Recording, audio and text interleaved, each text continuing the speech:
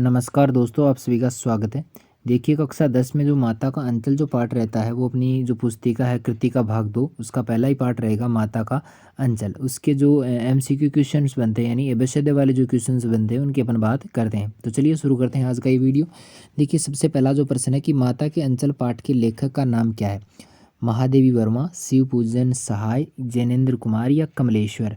तो इसका right answer होगा शिव पूजन सहाय जो है वो माता के अंचल पाठ के लेखक माने जाते हैं। चलिए अपना दूसरा जो प्रश्न रहेगा कि लेखक का असली नाम क्या था। लेखक का जो वास्तविक नाम है वो पूछा गया है। धनपत राय है, कमलेश्वर है, तारकेश्वर नाथ है या कमलनाथ है। तो इसका राइट आंसर होगा तारकेश्वर नाथ जो है वो उसका असली नाम है। चलिए नेक्स्ट क्वेश्चन की तरफ चलते हैं। अगला हमारा प्रश्न है तीसरा प्रश्न कि भोलानाथ के पिताजी पूजा के समय उनके मस्तक पर किसका तिलक लगाते थे। चंदन का, कुमकुम, बबूत या हल्दी का। तो आपको पता होगा कि बबूत का जो है वो तिलक लगाया करते थे। चलिए हमारा चौथा प्रश्न जो रहेगा कि लेखक को बचपन में किससे अधिक लगाव था। तो माता, पिता, भाई या बहन। तो आपको पता होगा कि बचपन में जो लेखक का जो लगाव था वो पिता से ज़्यादा था। चलिए नेक्स्ट क्वेश्चन की तरफ चलते हैं। हमारा पांचवा प्रश्न है कि मृदंग जो है वो कब बजती है। ए है जब लड़कियों का संग हो, ब जब लड़कों का संग हो, स जब माता का संग हो या द जब पिता का संग हो। तो आपका ज्ञात होगा कि जब लड़कों का संग हो तब मृदंग बजती है। ठीक है, चलिए नेक्स्ट क्वेश्चन पे चलते हैं। अगला हमारा छठवां जो प्रश्न रहेगा कि शिव पूजन सहाय को उनके पिताजी क्या कहकर पुकारा करते थे। तो शिव पूजन सहाय के जो पिताजी हैं शंकरनाथ, रामदास, भोलानाथ या मंगलदास। तो ये जो भोलानाथ है उस नाम से वो पुकारा करते थे। सातवां हमारा प्रश्न है कि लेखक के पिता किसका पाठ किया करते थे। गीता, महाभारत, रामायण या कुरान। तो लेखक के जो पिताजी थे वो रामायण का पाठ किया करते थे। चलिए नेक्स्ट क्वेश्चन की तरफ चलते हैं। आठवां हमारा प्रश्न रहेगा कि लेखक के पिताजी पूजा पाठ करने के बाद क्या करते थे। राम नाम लिखते थे, खाना खाते थे, बाजार जाते थे या आराम करते थे। तो राम जो पिताजी थे भोलानाथ के वो राम राम लिखने लगते थे। ठीक है, तो रामनामा बही में लेखक के पिताजी कितनी बार राम राम लिखते थे। कितनी बार लिखा करते थे भाई। 100 बार, 1000 बार, 10 बार या 1 बार। तो वो लिखा करते थे 1000 बार। 1000 बार जो है वो रामनामा वही में जो है राम राम लिखा करते थे। चलिए हमारा 10वां जो प्रश्न रहेगा कि लेखक के पिताजी आटे की गोलियां लेकर कहाँ जाते थे। भोलानाथ को भी साथ ले जाते थे। कहाँ ले जाते थे। गंगा जी, यमुना जी, पहाड़ों पर या मंदिर में। तो आपको ज्ञात होगा कि गंगा के किनारे वो जाते थे और वहाँ जाकर जो है आटे की गोलियां जो है वो काम में लेते थे। तो किस काम में लेते थे। अगला प्रश्न है कि पिताजी आटे की गोलियां किसे खिलाते थे। गायों को, बकरियों को, कबूतरों को या मछलियों को। तो गंगा जी के तट पे जाते थे तो वहाँ पर क्या होती थी, मछलियाँ होती थी। मछलियों को वो खिलाया करते थे। चलिए नेक्स्ट हमारा प्रश्न रहेगा प्रश्न नंबर 12 कि जब बच्चे खाकर अफर जाते तो माता क्या हट करती। भाई जब भोलानाथ जो था वो खाकर अफर जाता तब उनकी माता जो थी वह क्या हट करती थी। सुलाने का हट करती थी या पाठशाला भेजने का या थोड़ा और खिलाने की या नहलाने की। तो थोड़ा और खिलाने का जो प्रयास थी वो करती थी, जिद वो करती थी। चलिए अगला प्रश्न है कि बचपन में लेखक अपने पिताजी के साथ कौन सा खेल खेलता था। हॉकी खेलता था, क्रिकेट खेलता था, फुटबॉल खेलता था या कुश्ती खेलता था। तो एक ही जो गेम है वो खेला करता था, वो था कुश्ती। चलिए अगला हमारा प्रश्न रहेगा कि लेखक के पिताजी उन्हें क्या खिलाते थे। क्या खिलाते थे भाई। गोरस और भात, शहद और नमक, दही और चीनी, नमक और दही। तो आपको बता दें कि गोरस और भात जो थे वो उनके पिताजी खिलाया करते थे। चलिए अगला प्रश्न है कि ठोर का अर्थ है। ठोर का क्या अर्थ रहेगा। पीठ के बल लेटना, स्थान या अवसर, सरोबार सरोबार कर देना या भोज या दावत। तो पीठ के बल लेटने को क्या कहा जाता है, ठोर कहा जाता है। चलिए अगले प्रश्न की तरफ चलते हैं। अगला हमारा प्रश्न है कि बच्चे झुंझलाकर क्या करने लग जाते थे। पिताजी के पैर दबाते, पिताजी की मूछें नोचते, पिताजी को पानी देने या कोई नहीं। तो पिताजी की मूछें वो जब नोचने लग, भोलानाथ की बात यहाँ पर हुई है कि भोलानाथ जब झुंझलाता था तो वो पिताजी की मूछें जो है वो नोचने लगता था। चलिए अगला हमारा प्रश्न है 17वां प्रश्न कि उतान क्या होता है। उतान क्या होता है। तो उतान कहते हैं स्थान या अवसर को जो है उतान कहा जाता है। चलिए अगला प्रश्न रहेगा। नेक्स्ट हमारा प्रश्न है कि बच्चे रस्सी में बंधा हुआ काठ का घोड़ा लेकर कहाँ जाते थे। तो पाठशाला में, खेत में या बाहर गली में या मंदिर में। तो आपको ज्ञात होगा कि बाहर जो गली थी उसी में वो काठ का घोड़ा लेकर जो खेलने जाया करते थे। 19वां हमारा प्रश्न है कि लेखक किसको देखकर शिक्षक ना भूल जाते हैं। खेल के साथियों को, पाठशाला को, चिड़िया के बच्चे को, दुकान को।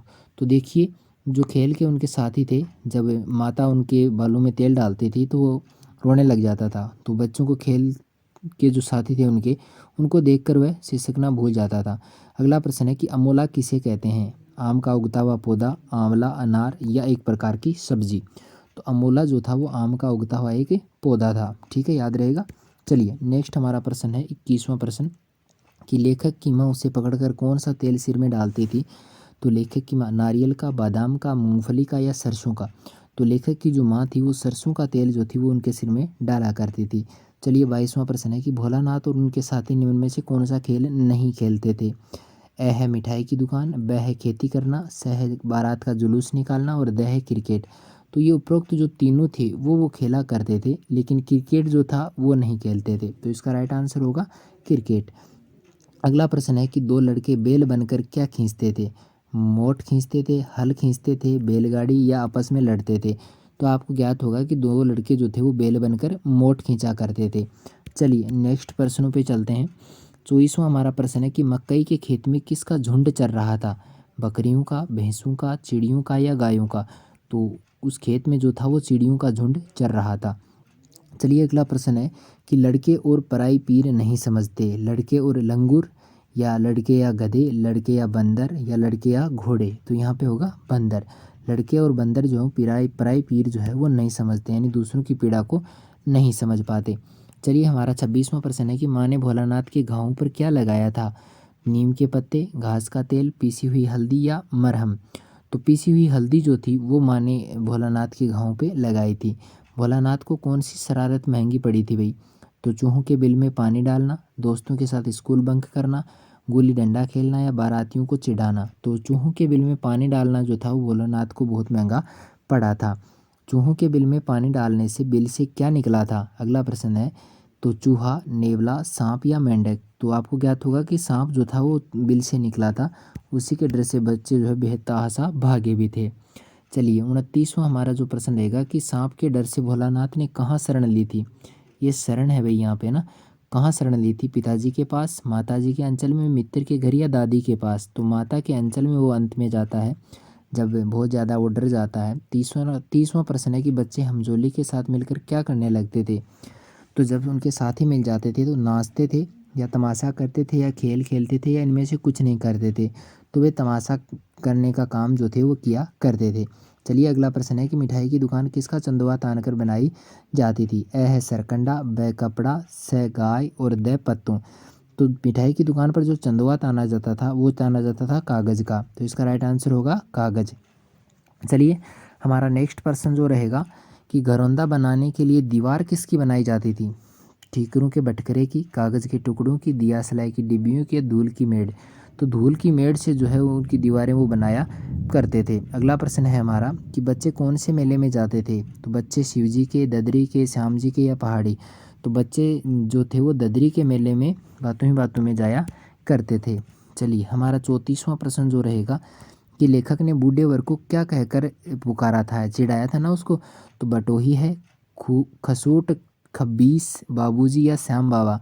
तो खसूट खब्बीस जो था वो नाम से उन्होंने पुकारा था। 35वां हमारा प्रश्न है कि लेखक के साथियों में सबसे ढीठ कौन था?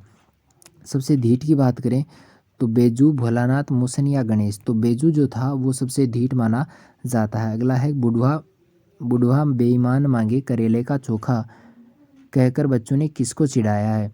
तो यहाँ पे जो बेजू है, भोलानाथ है, गणेश है या मूसल, मूसल नहीं है भाई, मूसन है ना, मूसन तिवारी को जो था वो चिढ़ाया था। चलिए नेक्स्ट प्रश्न पे चलते हैं। 37वां हमारा प्रश्न है कि जब वर्षा बंद हुई तो बाग में क्या दिखाई दिए? जब वर्षा बंद हुई थी तो पक्षी, पशु, बिच्छू या जंगली सुअर। तो बिच्छू दिखाई दिए थे भाई जब वर्षा बंद हो गई थी। अगला प्रश्न है कि आंधी के कुछ दूर निकल जाने पर बच्चे क्या करते थे? खेत की ओर दौड़ते, जंगल की ओर दौड़ते थे, पहाड़ की ओर दौड़ते या बाग की ओर।